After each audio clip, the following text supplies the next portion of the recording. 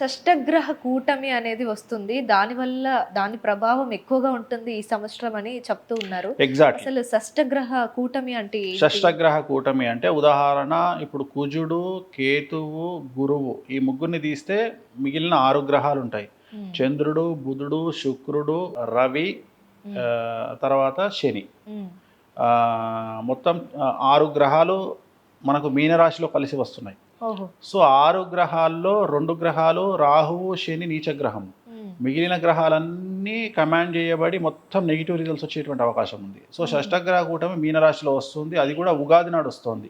ఓహ్! So మరి అవును. ఏం జరుగుతుంది అంటే మస్ట్గా సఫర్ అయ్యే రాశులు మేషరాశి, సింహరాశి, హ్మ్. తులారాశి, ధనుసు రాశి, మీనరాశి. ఈ 5 రాసులు 100కి 100% షష్టగ్రహ కూటమి వల్ల ఎఫెక్ట్కు లోనయ్యే రాసులు ఈ సంవత్సరం మొత్తం. ఈ సంవత్సరం మొత్తం.